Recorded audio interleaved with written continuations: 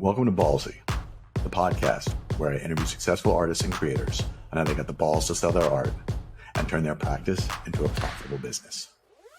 As a former entrepreneur turned artist, I realized that being an artist is basically like running a small startup. And you, the artist, are the CEO. I talk to artists about their businesses, talk real numbers, growth hacks, tools and tricks, and how they were ballsy enough to make that their career. Everyone, welcome to the Ballsy Podcast. These are for people who are ballsy enough to make some art.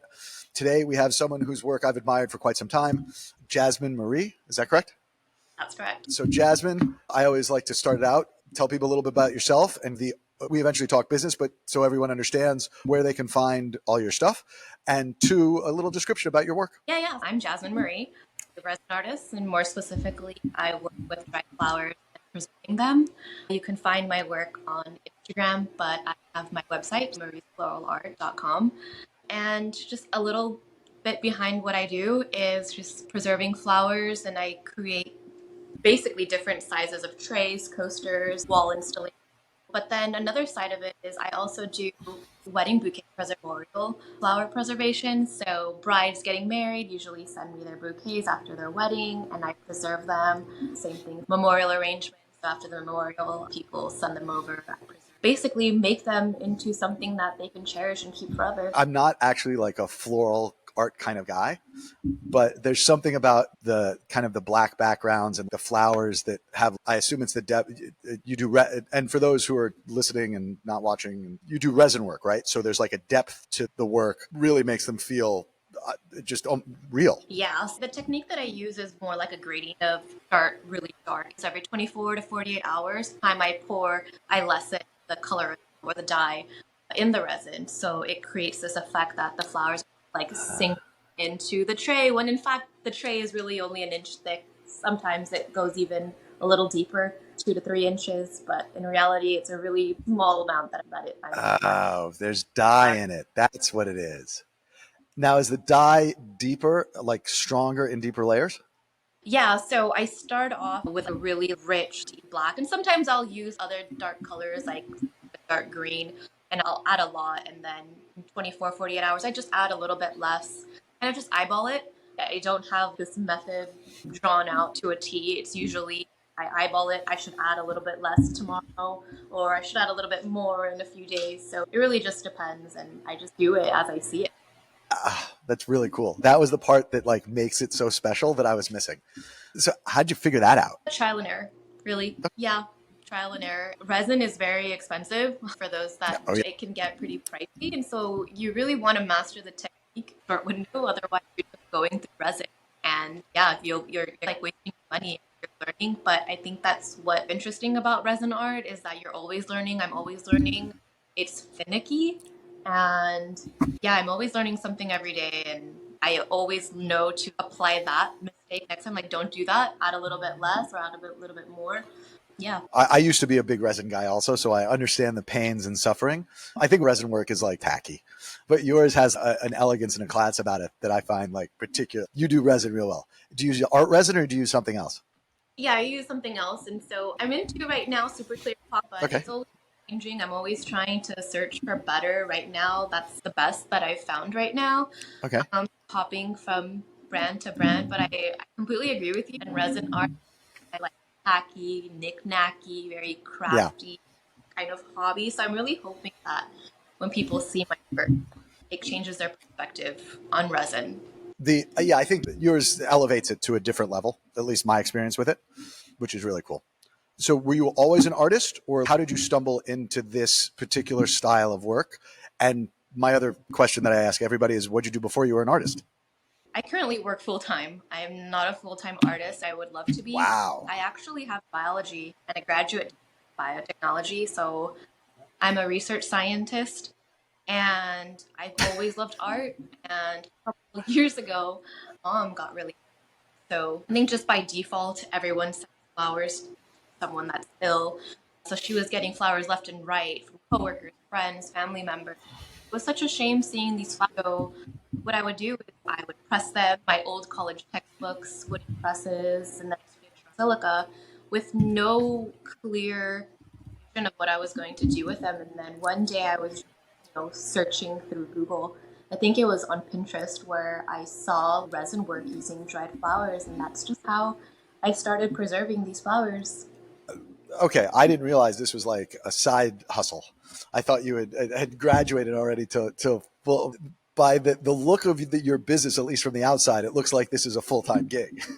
Yeah, I wish it was. I'm not ready to give up science. I love science, but I love art. So I'm trying to juggle both very hard. But I think I'm at the point where I need to make. Yeah, the art's pulling at you. You're finding some commercial success, and you're like, "Oh, what do I do?"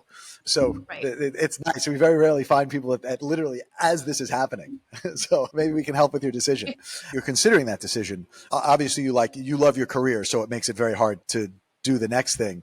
But is that transition something that you're like honestly considering, or do you feel that your education, your career in the sciences was too much that you're fighting against it? Yes, I've dedicated a lot of years to my science. I'm going on almost now, but I think I found enough success and I'm comfortable with where I'm at with my art that I'm okay letting that go and starting a journey. And so what I like to call it is my flower journey. Since I'm always learning, I'm finding new techniques, new ways. And so I'm on this flower journey. I'm on this path. I don't know where it's going to take me, but I'm really considering within the next year, my boss doesn't see us one day leaving the industry. Have you started making more money making art than your regular job yet? It's equal. It's equal. Okay, so that's always a really good sign. If it's equal and you're only doing it part time, it means there's like a lot of upside. So let's talk to work and creation. As you described, you make these resin pieces. Do you just make resin pieces, or do you do any other types of work? Do you make prints of those, or are there other or additions or different things that you do? Yeah, so I do pressed flower frames. So when girls decide to sell their bouquet and they want it preserved, they're not really into resin. They've done their research. They know the downsides of resin, such as like the ambering later on. They want something more that they can hang on their wall. That's more like a Okay. decoration. So press the flowers in a wooden press and then I frame them like in a floating frame. And that's Okay. always an option for brides looking having their bouquet. So basically originals, but of those types. So there's no derivative of those works. You're not taking pictures of because I think your work could make for awesome prints as well. I've been told and I've been asked, do you make prints? And I'm unfortunately at the moment I don't. So yeah, everything's original. You'll never see two of the same product in my studio. So I've got a zillion more questions.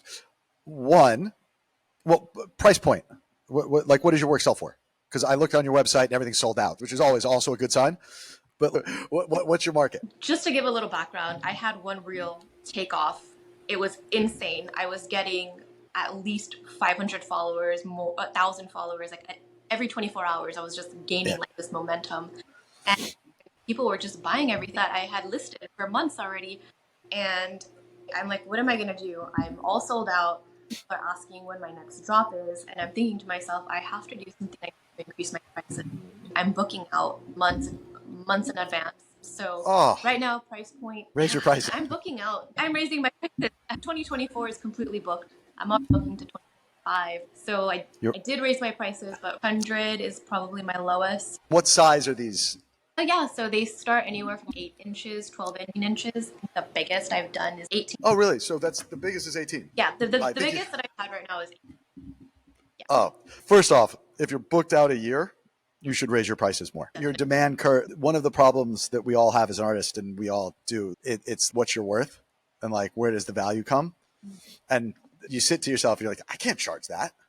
And then you charge it and the line doesn't go away. And you're like, oh, apparently I can, right? Keep pushing price. Keep pushing price until someone says, until the line shortens. Oh yeah, I've been told that a million times is increase your prices, my prices, and I was still booking out. So it's something I'm considering doing. So how many pieces do you make? What's your production? Right now, I only do about 10 a month as far as bouquets and memorial reservations.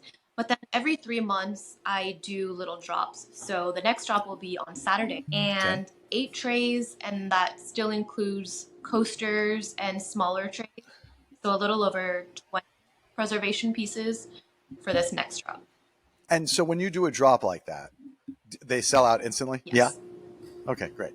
You should raise your prices. Yes. You were at the beginning of, and I want to go back to how like the Instagram thing started, because I've had one of those years also, so I appreciate it very much.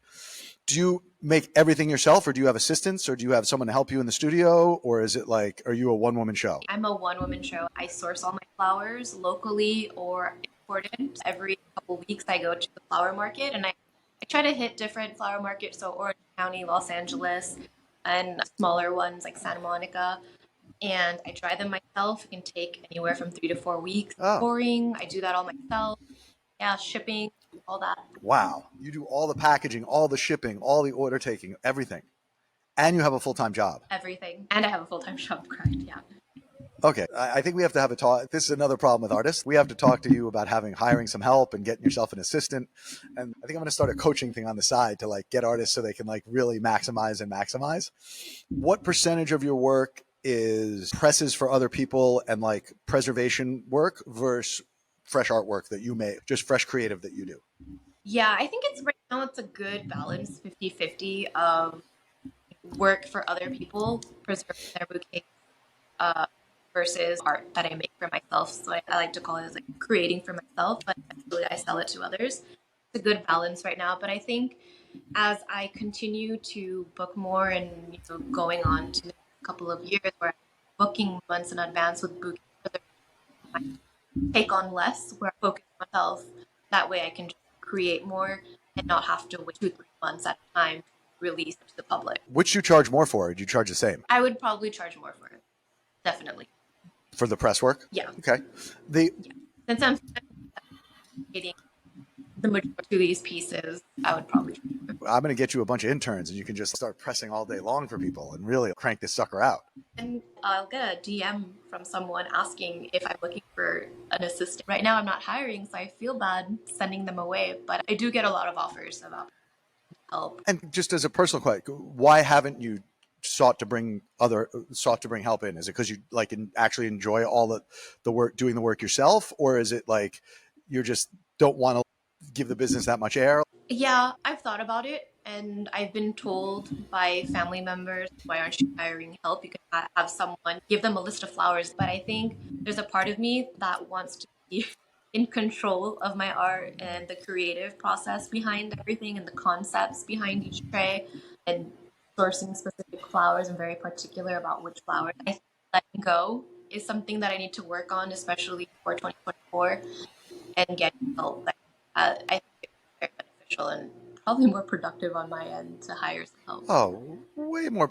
Or if nothing else, just offload the stuff you hate, right? Like the packing, the shipping, the paperwork. We're going to get into all that. Oh God, there's so many. Do you sell everything direct, or are you represented by galleries, or do you like live in the real art world at all? Or is it just, you're just a machine? I'm pretty much a slave. Yeah, I'm pretty much a machine. I sell directly. Okay. So you keep all the money. There's no resellers. There's nobody else who's in your, it's just you. Yes. Right now I am in the works of selling to galleries. And so I'm hoping I can keep that momentum up for 2024. I sell to gallery, promote my art that way. Wow. I have so many questions for you. Have you thought about making really big works? Yeah, so that's part of what I was saying, what I meant. I want to scale back on bouquet preservations where I can create more for myself.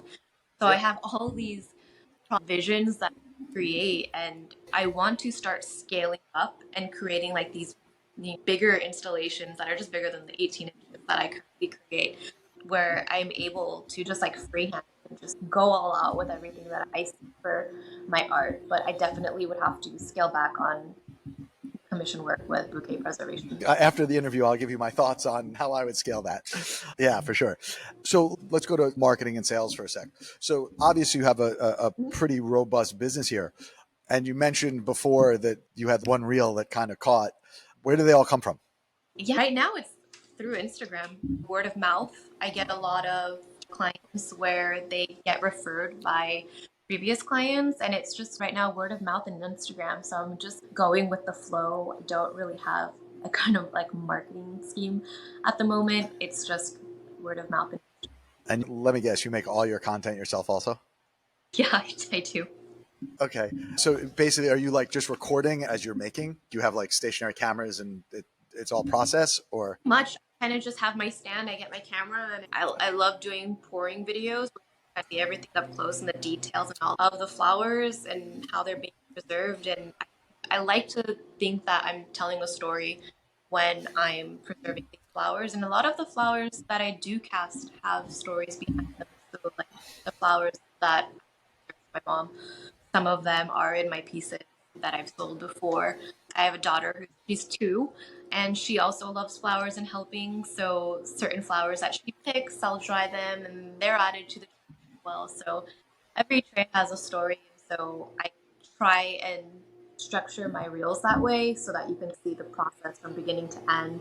And it just tells a story of a flower of how it goes from something that would be discarded into something that's now encased forever. Are you Instagram only, or do you play with TikTok and Pinterest and Tube or anything else, or mostly Yeah, Instagram?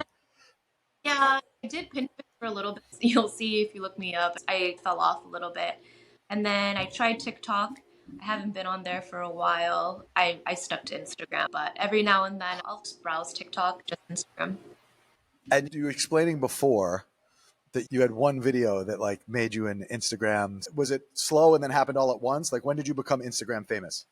Yeah, it happened all at once after I posted that video. I noticed, I think it was like a couple of hours that I was getting and then like all these followers. And I knew that it hit big when I started noticing celebrities comment on the post, celebrities repost it, as well as them sending me direct messages. And I'm just like, I need to take a step back. Like this reel just went viral, and that reel just helped me get to where I'm at today, where I don't know what to do next. Well, it's obviously serving you very social because it's driving 100% of your traffic, right? So, like, leaning into that obviously makes sense. That will get what, millions of views? Yeah. Yeah, it's great. I had the same thing happen to me this year. I became Oh, an really? Instagram. Oh yeah, literally a year ago this week. I think I had 11,000 followers. I just broke 311. I saw that because I noticed like when we first encountered each other on Instagram, you had like around 200, and then when I checked a couple of days ago, you were over at 300. That's insane. Yeah, That's I have days like it comes in. It's like anything. It's Instagram is all power law, right? So what it's those whatever 6 videos that or those super successful videos drive all the other engagement. Like my videos would get 1,000 views, but then they're next to one that has 8 million views, and all of a sudden that 1,000 view video is now 30,000 views. Like they drive those views. I had a week like a month ago where I was getting 7,000 followers a day. oh wow. I'm in a That's streak. Yeah, it's insane. I'm in a streak right now where I'm getting 4,000 a day for the last 5 days. It's been yeah. the graph is bananas. I don't even know what to do anymore. I just keep going with it. I've got very lucky. So my business has obviously exploded this year, but now I used to do I was the same as you. I did all the video, all my content, all my editing. Like you do all the editing, everything. Yeah. So like at some point I just physically couldn't do it anymore because I just didn't have enough bandwidth to, I don't know how you do it with a full-time job and do all this and get all the pieces and do all the sales and do all the packing and do all the marketing and do all the delivering and do it like, people don't realize that artists do all those things. Pretty much I'm wearing different hats, and sometimes it can be overwhelming. I just have to pull down, and when I don't, and I tell myself that you're doing this for a reason, just keep going. Yeah, and you're touching a lot of people's lives. Obviously, like it's awesome. Do you get requests for commissions and things along those lines, or obviously people give you flowers to do? I guess the wedding stuff is commissioned in a certain extent, but do like people come to you and ask for something specific? Oh yeah, so I'll definitely get a few people that along the lines of the bouquet preservation. Can we recreate it? Can you source the flowers that were in my original Oh, bouquet? And then sometimes there are people that I really love sunflowers. Can you make me something just out of sunflowers only? So I get a lot of those as well. and do you charge a premium for those, or you just the rack rate? No, I do charge extra because it takes Okay. time to source these flowers. Not always in season. I try to remind people that certain flowers are in at a certain time of the year. I can't just go and get peonies. Everyone wants peonies. They're only around for time unless they're imported. I definitely charge extra. And because actually have probably you have expensive materials, you have 30 days or like months of hang time just to get them dry so they're ready to go. You have resin. Like one of the questions I ask is like, where are you spending most of your money as an artist? Is it supplies? Where does it all go?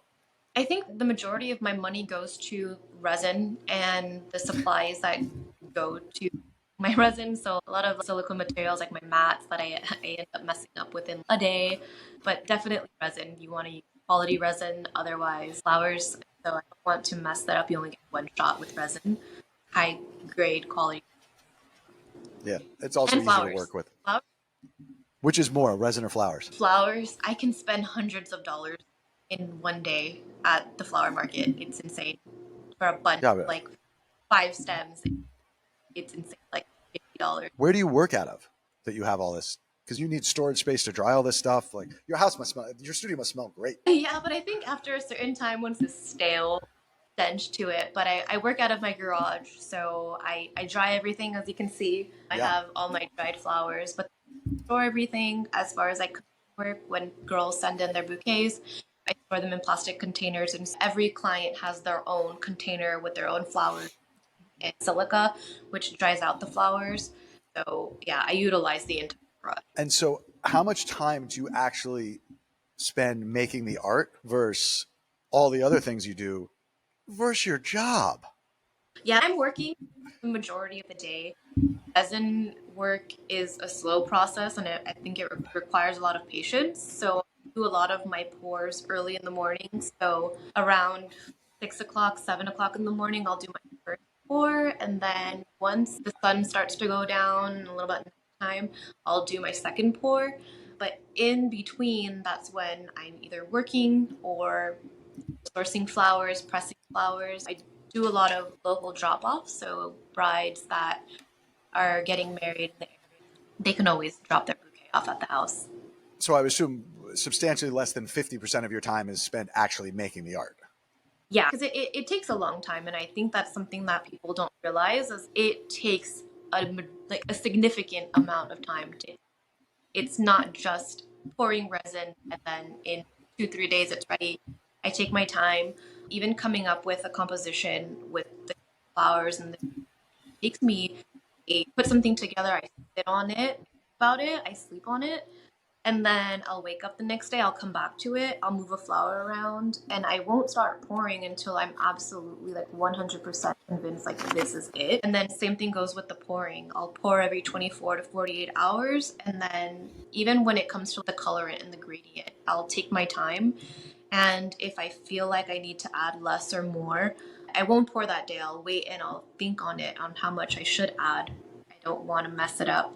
So the Oh, majority of the time, I do think it's spent working. It's spent sourcing flowers, pressing flowers, but actual resin work, it's very little time throughout the day. that was actually a Since good question. it's Do you ruin any of them?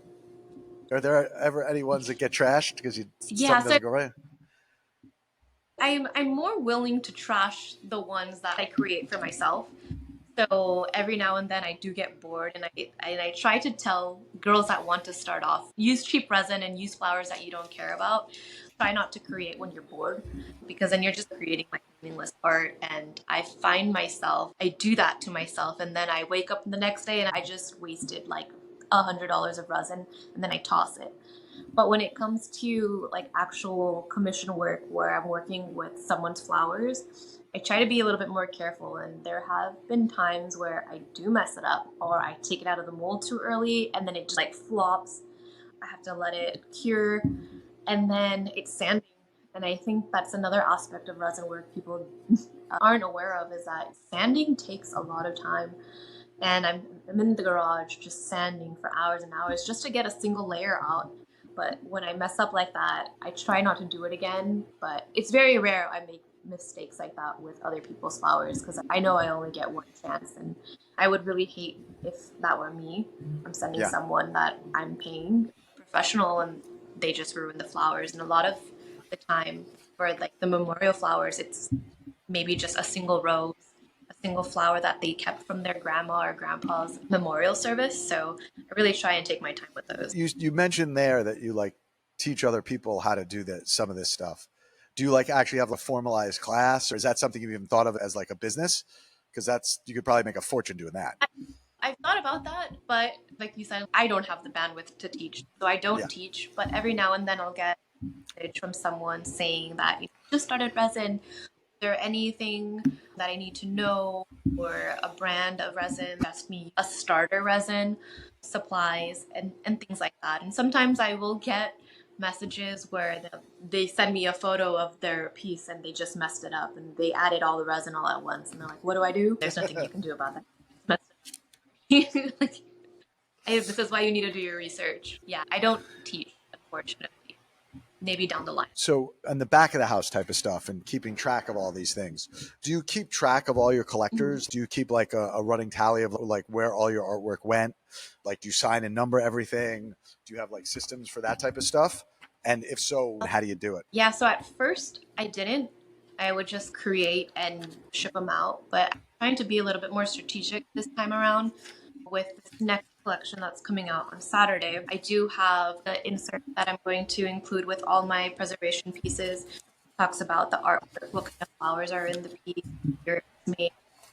I don't have a numbering system, so I'm still in the works of how I'm going to number them. Do you keep like a Google Doc with everybody who's got your stuff, or do you basically? Yeah, so I have a Google Doc of everyone and what they've got, what they've received, but it's not really detailed. Do you show it all? Do you show it like art fairs or anywhere? Nope, I don't show anywhere. I'll leave it on my website. Wow, man, you have one of these special little businesses. It excites me just to see you were at like the most fun part. When did all this happen, by the way? Like, when did the inflection? When did it get really crazy? It didn't get crazy until this year. Yeah. So, how long were you doing this before it got crazy? Yeah, I've been doing resin work for about 4 years now.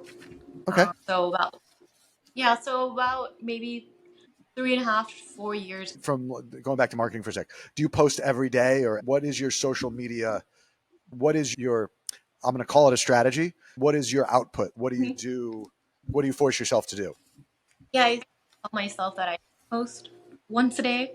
So I try to post once a day or every other day. When you're following other artists and you see them posting every day, you feel like you have to. But this year, I'm trying to tell myself, okay, that I don't post content every single day, but I try to show the process along the way. I think I'm trying to scale back on that as well, is take time with the art process and not necessarily focus on the content that I'm pushing out, but once a day is what I aim for. Yeah.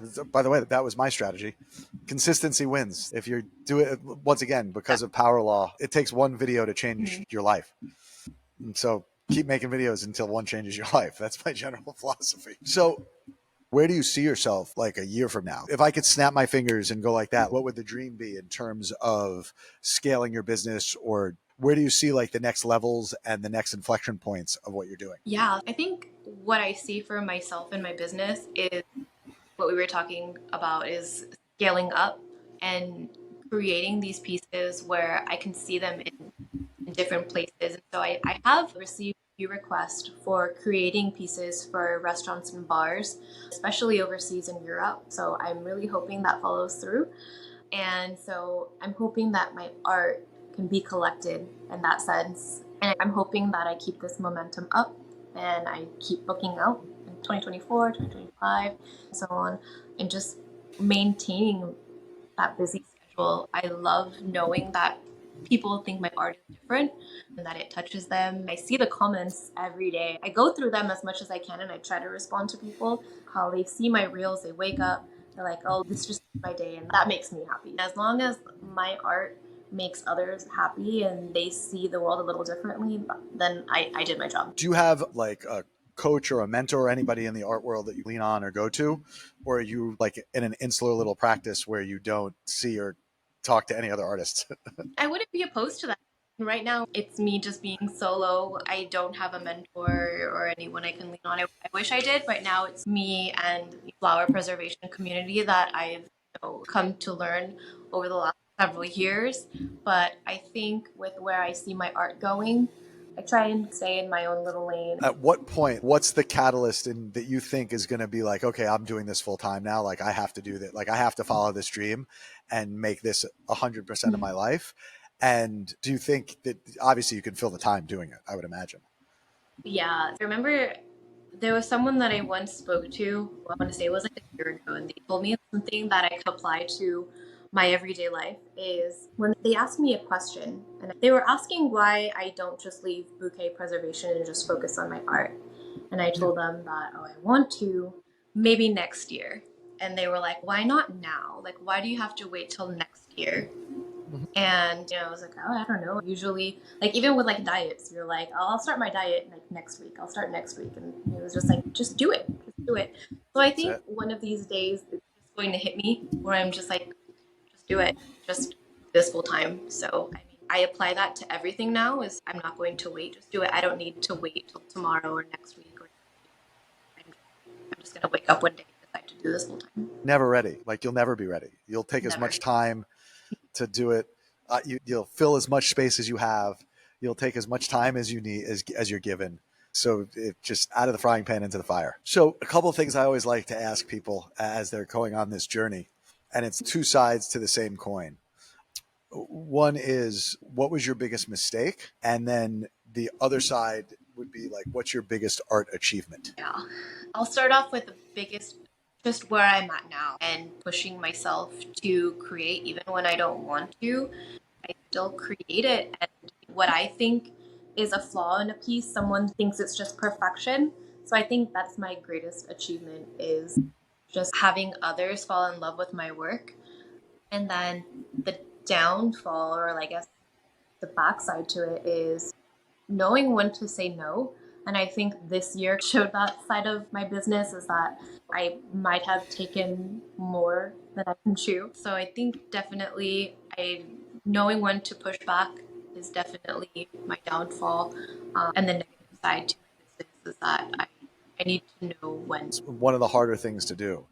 But one of the things you said is that, which is what most, and by the way, this is the thing you just said is actually the differential, I think, between most successful artists and unsuccessful artists, is you show up and do the work regardless of whether you want to do the work, whether you're inspired or not, or whether you come in and you come in the morning and you're probably not happy when you pour the resin, right? That's where the success comes from. Posting every day, like it's the stupid little stuff. It's the routine of it all. And it's the people who can find comfort in that, whose careers I think have the most to capitalize on. Oh yeah, I think definitely I've noticed that the artists that are more successful show up and they're just creating. And sometimes I'll just sit, it's 9-10 o'clock at night in my living room, I get my tray, batch of flowers, and I'm like, just make something. And then if it turns out that I don't like it, then it's a waste of money. I just toss it the next day. But it turns out that sometimes I make what I consider my best work is when I just down and I just force myself to create something. By the way, most of my best successes in life are a mistake, and I fuck something up and I'm like, looks pretty good. But once again, that's what you talk about, which is the act of doing, right? It's the act of participating. It's the act of it's showing up and like pushing through it is really where that, and when you can find joy in that, even in the hard times, like that's the sign of a true artist. Do you have any advice or tips for other artists as they approach their journey? Like things you'd say, like, if do this, you have to do this, right? I would definitely advise any new artist is to find inspiration in that you might not necessarily think are an inspiration. I get a lot of my inspirations from, besides the neurotypical, I find my inspiration from nature, but I tend to find influences in, like, say, architecture. So I really love Spanish architecture, Gothic revival. But then I'm a huge fan of like fashion and brands. And so there are certain brands that I love to wear that just like the concept behind them is just influences a lot of my work. So I would definitely advise is to look in places that you wouldn't necessarily think to look for influences in. I think that's something that I probably would have told my past self to do, kind of figured that out later on, is to look in places that you wouldn't. Now that I was getting ready to wrap it up and then you said something and made me think of another question. Just because of all the inbound you have, do you do any collaborations? Have people come to you to do like big collabs yet? Or is that a part of your business, or have you gotten any of that yet? Besides the affiliates with certain resin brands, no collaboration. Really? I'm surprised, like a fashion house or something. Your work has a very unique look and feel to it. I'm surprised that it feels like there would be a couple of brands that would lean into that. I mean, I wish maybe if someone sees this podcast. Oh yeah, for sure. I can almost guarantee you will have that this year. That I add that to your list of 2024 interesting It's a things and cool stuff. goal for sure. Very cool. Anyhow, this has been wonderfully fascinating, wonderfully interesting. Like I said, normally I didn't realize, like, I was almost 1,000% sure you were a full-time, that you'd already made the leap. So you were technically the Yeah. first interview of a non-full, actually there was one other dude, I think, but basically a non-professional artist, or that's a misnomer. You are a professional artist, but like someone who hasn't taken the full leap yet actually has a paycheck from somewhere else. So feel honored. And I would expect in 2024 that will most likely change. At least that's the sense I get. So I think it will. yeah, hopefully your boss doesn't listen to this podcast. We'll see. I doubt it. I doubt he'll. So anyhow, it's been an absolute pleasure to talk to you and learn about your practice. And I'm excited to watch your 2024 and see what comes of it. So for everyone who's out there, once again, your Instagram is Marie's Floral Art and your website is Marie's Floral. So everything's It's the Marie's same Floral thing, Art. Yeah, smart. Good. Yeah. Same as me. Anyhow, thank you very much. Thank you for being ballsy enough to create art. And I look forward to watching your career blossom. No pun intended. Sorry, I couldn't help myself. And then, yeah, congratulations. Thank you so much. All right. And everyone, that was Ballsy. Go check out her work. Go buy some cool stuff and keep watching.